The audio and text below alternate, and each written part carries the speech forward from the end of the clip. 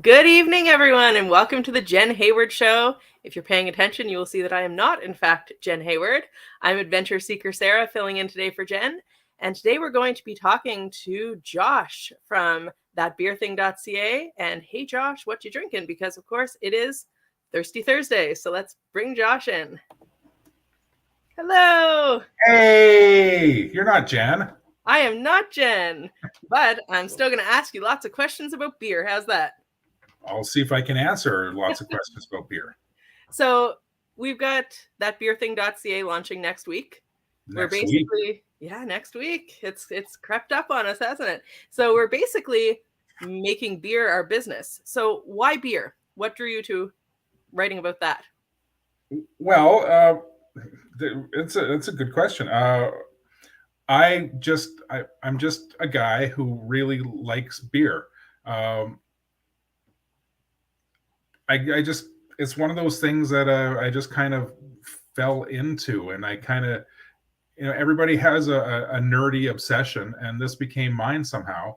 And things, life situations and all the rest just kind of led to, let's start a website with a blog and do these things. And so it's like, yeah, that sounds like fun. So here we are, and we're going to launch thatbeerthing.ca like next week. Yeah, it's coming up close. And it's like, wow. So basically because it's fun and you like beer. Well, it's fun and I like beer. As far as the website idea, we were all stuck at home in the pandemic and in the early days of the pandemic anyway. And I just started like recording the beers I was drinking and talking about them.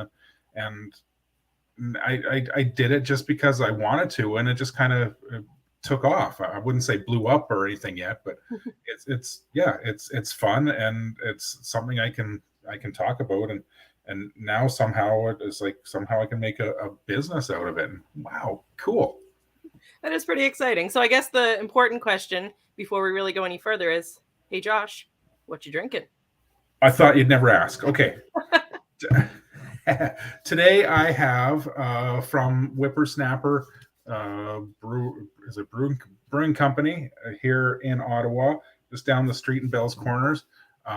This really awesome looking. It's their F&L extra special bitter IPA, whatever they're calling it now. But it's the frozen one. It's the ice beer, the ice beer. They froze it and then scooped out all the frozen solids, and now it's a 10%. Like yeah, we tried those last year and they were all fantastic. So I'm gonna open this one. So on the website, one of when it launches, one of my top 10 in the West. The top 5 in the West is definitely Whippersnapper, because, well, they're close and convenient and I love them, but also they make really cool stuff. And when you stop in there to buy beer and talk, they know what they're talking about, what they're doing. So, ooh, exciting. So if you're in Bell's Corner, if you're in Ottawa and you're in Canada and you're Bell's Corners, go to Whippersnapper. Well, I would say if you're not in Canada or Bell's Corners, go there. Go anywhere. This is the part I like the best, especially for TikTok. Oh, look at that.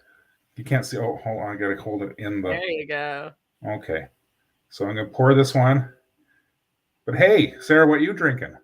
Well, we did not plan this. I also have beer from Whippersnapper. So I have their Bohemian Pilsner, the Wanderer. So that's one of their standard, like you can get this all the time beers. You have a special one. I have something from their regular lineup, I think, but it's just as delicious. I guess I should point that out. This is one of those special ones that it's their, what do they call it? Their unfiltered series.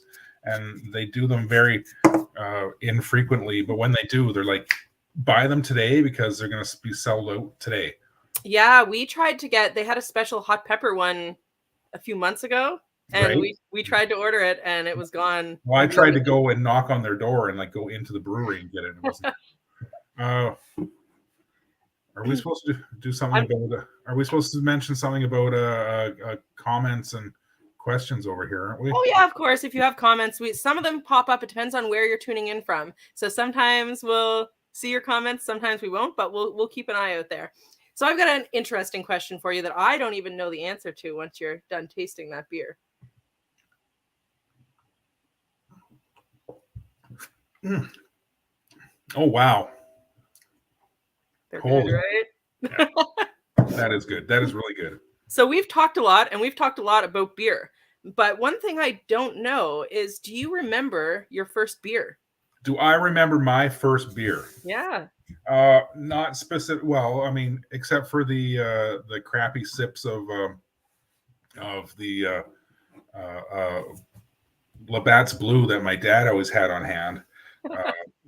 I don't remember when I started like sipping on his beer, but I was probably very, very small. I remember my first beer that wasn't like in the from my wiped from my dad, and it was a Molson Canadian. That was my first, and it's because when I was maybe 17, maybe 16, and I lived in Saskatoon at the time, and there was a bar, but it was a blues club, and I don't know if it's still there or not, but Bud's on Broadway in Saskatoon. They always had a Sunday afternoon open mic jam that was open to all ages, and I would go in there and I would watch the musicians and listen to people play blues poorly. But it was, and one day they had one of the representatives, obviously from Molson, and they were like, "You're 19, right?" And I was like, "Yeah, I'm 19." So it wasn't my first beer; it was my first beer. Nice. That's a fun story. I like it. So I'm glad I asked. So I want to know about when you went to Europe. So you went to Europe just before the pandemic. Yes. And that was quite a journey in and of itself. But did you have any interesting beer related experiences while you were there? Did you go to pubs? Did you try different beers? I literally went to every pub that I walked by. Well, okay, not literally, because you can't walk around London or southern England and actually hit all the pubs. You'd never leave. Yes. So what stands out to you? It was a whirlwind 10 days, and quite honestly, I was almost always had a beer in my hand. What stands out the most was in London proper, when I was staying on Drury Lane and I couldn't find the Muffin Man. There was a pub across the road.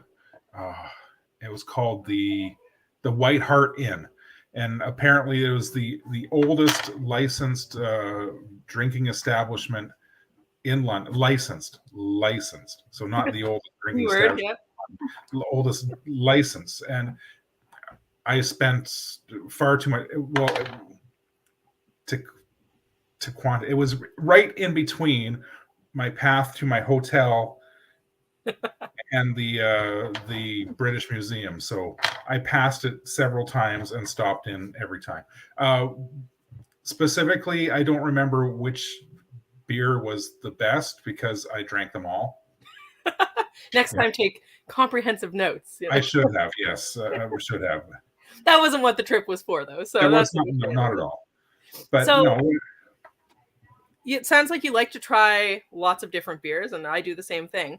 But let's pretend we're going to a brewery for the first time. You know, they've always got their standards. There's an IPA, there's a stout, there's like a little bit of everything. What are you going to try first? What's your go-to? If they have a proper English style brown ale on tap, I will always get that first. All right. And I mean, I'll often go for a flight. So that how I can try a bunch. But if that's not an option, what I always say is just give me your strongest, hoppiest beer. And that's what I try first. But interesting. Okay. So is there somewhere in the world that's like on the top of your list to go there and drink beer? since you're here with Adventure Seeker Sarah, we're going to infuse a little bit of adventure into this. Good. Well, except for wanting to go back to England, UK, but England specifically, and finish, basically pick up where I started, because I was there for 10 days and spent most of my time in Glastonbury. London was a lot of fun, but so yes, what was the question was, where would I want to? I would want to go back to England and pick up where I started and spend more time. And like you said, like making notes and actually paying attention instead of just, it was, I'd wake up really early and I'd run off somewhere, and by 9 a.m, I was grabbing a beer, and then sounds like that kind of trip. This is it was a fantastic idea. Exactly. But I don't. Other than that, I would love to go to what's it? The old Czech Republic, or Belgium and places like that, where it's like an actual like beer culture, and beer is part of the history of the place. So I like sense a beerthing.ca Europe trip in the future. There we go. If we can get that sponsored by Adventure Seeker Sarah and the beer thing, yeah. I have my passport in my backpack all the time, wherever I go. You literally say, let's go, and I like, okay, I guess I got to buy a few pair of socks and underpants. So speaking of the blog again, it's not, you like writing, but it's not like you were writing with a specific purpose regularly. No. And now you're stuck writing about something you love. How has that experience been for you? Was that an interesting transition for you? It's been an odd transition for sure. I'm not a writer by any sense, and writing the smallest, shortest blog, and I've seen you pump out an article, a 2,000 word article in literally 5 minutes, and Jenn's very good at that too. The same 800 word article that you guys can churn out, I literally have to like force myself to sit and really think about it and do it. So writing is not my forte, but I think I'm getting better at it, and I'm really enjoying it too. So it's a new skill that I'm learning as well. So yay to me for I think it's almost good that you're not a writer, though, because I really enjoy reading your writing, because it's like listening to you talk. You're excited about what you're writing about, and that's great. It comes through in your writing. So I'm looking forward to reading more of what we should just do an audio version. We can do two things. That's fine. So on the adventure side of things, like, I think we can all agree that sometimes drinking, which includes beer, leads to some interesting adventures. Do you have a story that sticks out in your mind of a beer-related adventure that has transpired at some point? Not specifically. Everyone has a favorite drinking story. Come on. I mean, I've some weird drinking stories. Those are mostly because back out west, I worked at a pub in the kitchens and in hotels and such, and there's too much drinking going on in there. But I don't know. Just I've ended up sitting with some weird people and meeting and hanging out and listening to people that I otherwise probably wouldn't have, and some of them have become good friends, and others are just like, wow, you really can't talk when you're drinking, can't you? I actually do think that's one of the best things about drinking, which sounds silly, but I'm all about the connections, right? And it does bring people together. It's a social thing to do. It gets people talking a little more than they might otherwise, and it can result in some very interesting conversations. I really did enjoy when I was in Surrey, UK, and that's where I went first, because this is where my ancestors are from. and just sitting in the pub and listening to the old guys. And I know that none of them were like, knew my great great grandfather or anything like that, but the idea that this same pub in the same little town in the same bar, it's very likely that my great great grandfather probably stood at that same bar to get his this perhaps the same pint and talk to somebody who was very much the same. So I guess that's not really a beer related drinking story, but that was like a really cool thing that is really cool. That's a great moment. Absolutely. So we've been talking about doing some of the beer related certifications, either doing the Cicerone program or the Prud'homme, doing the craft beer judge certification. So thinking about those things, and documenting that journey, what is most exciting to you when you think about that? What are you most looking forward to? Well, I'm looking forward to taking the training will help. What I this is my goal, my hope, that taking the training will give me a better language to apply to drinking beer, and that I can apply that to my writing. That specifically, that's what I want out of it. Generally, I just want to be able to gloat and say that I know more than you do. There you go. I mean, both good, valid reasons. Yeah. I'll probably carry my little, certification around on my wall and say, yeah, certified. Okay, so I don't want to make you show any brand loyalty or anything. So if you don't want to answer this question, that's okay. But you've been drinking a long time and you've had a lot of beers. Is there something that stands out above all the others? Just some beer that you've had that you're like, oh my gosh, that is like the king of beers? Not specifically. Yeah. Yes. I want to be diplomatic. I know it's a bit of an awkward question. I don't have any brand loyalty specifically, because if my beer fridge is right here, and if you open it up, you'd see that there's no more than 2 cans of any one kind. So I like to try them all, and I like to be objective, and I like to really be open to good brewing, the goodness of it, and not just say, but that said, if I had to choose like something, well, in town, I don't know. This might be it. It's really good, right? This is really damn good. Their ice beers last year were amazing too. And I guess maybe because it's just close and convenient, but yeah, I'd say the Whippersnapper and or the Kitchissippi are my favorite. I'm not gonna. I'd like to maybe start a fight. You think they'd start a fight for us? Battle Royale. Hey, why not? Okay, so we won't keep you too long here talking about beer. You're still not quite finished, so I have one more question for you. And I think this is an important one. Okay? So I would consider you somewhat of an expert on beer.